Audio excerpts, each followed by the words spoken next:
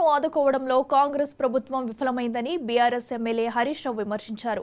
జనగామలో పంట పొలాలను ఆయన పరిశీలించారు. గోదావరిలో నీళ్లున్నా పొలాలకు పారించడంలో విఫలమయ్యారని దుయ్యబట్టారు.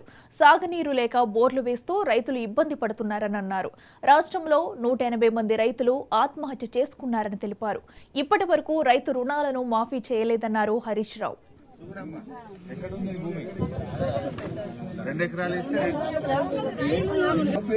ఎన్ని బోర్లు వేసి ఉంటారు ఊరి మీద ఇప్పటికి? 6 బోర్లు వేస్తే పొలం మొత్తం ఎండిపోయింది. 2 ఎకరాలు ఎండిపోయింది. అది ఎన్నాళ్ళు అసలు ఎన్నాడు ఎండిపోలేదు అసలు. ఇచ్చిన ఏ ఒక్క హామీ కూడా అమలు చేయకుండా అడుగడుగున రైతులకు మోసం చేసింది. రాష్ట్ర వ్యాప్తంగా దాదాపు 20 లక్షల ఎకరాల్లో పంట ఎండిపోయింది. వడగళ్ల వానబడి లక్షలాది ఎకరాల్లో పంట నష్టం జరిగింది. ఈ ముఖ్యమంత్రి గారికి గాని ఈ మంత్రులకు గాని కనీసం రైతుల్ని ఓదార్చే ఓపిక లేదు. 180 మంది రైతులు చనిపోతే ఒక్క మంత్రి కూడా పోయి ఇప్పటిదాకా ఒక రైతును పరామర్శించిన పాపాన పోలేదు. ముఖ్యమంత్రి ఏమో ప్రతిపక్ష నాయకుల ఇళ్లకు పోయి పార్టీలకు తెచ్చుకున్నానికి ఆయనకు టైం దొరుకుతా ఉంది.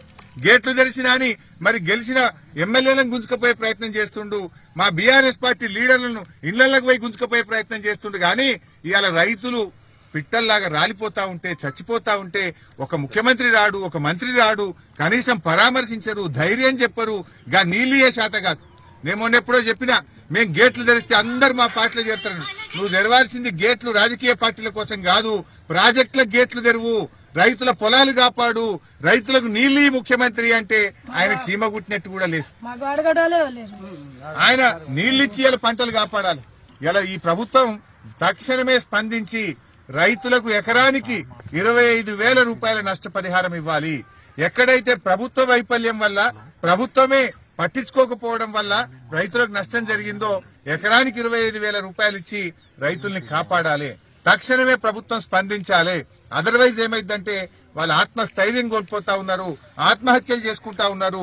ఇక్కడ చూస్తే ఒకే రైతు ఇలా సత్యమ్మ 4 బోర్లు వేసి ఆమె కళ్ళ నీళ్ల పర్యాంతం అవుతా ఉంది. ఆమె బాధను మేము ఇలా చూస్తుంటే ఇలా గుండె గదిలిపోతున్నటువంటి పరిస్థితి ఉంది. ఇలా ప్రభుత్వం స్పందించాలి. ఇంతకుముందు కేసీఆర్ ఉన్న 10 ఏళ్లలో ఎక్కడ ఊర్లలో బోరు బండ్లు కనవల్లే, ఎక్కడ బాయిలో పూడిక తీతకు క్రేన్లు కనవల్లే. ఇలా కాంగ్రెస్ వచ్చింది, ఊర్లల్లో ఊరికి 100 బోర్లు వేస్తా ఉన్నారు. ఊరూరికి మరి కూలీలను పెట్టి క్రేన్లు కిరాయికి తెచ్చి బాయిలు గజం గజం 2 గజాలు లోతు కొడుతున్నారు ఆశ కోసం. అంటే ఇదంతా కూడా అప్పుల పాలవుతున్నటువంటి పరిస్థితి ఉంది. ఇది పూర్తిగా కాంగ్రెస్ యొక్క ఫెయిల్యూర్. అందువల్ల తక్షణమే స్పందించాలి.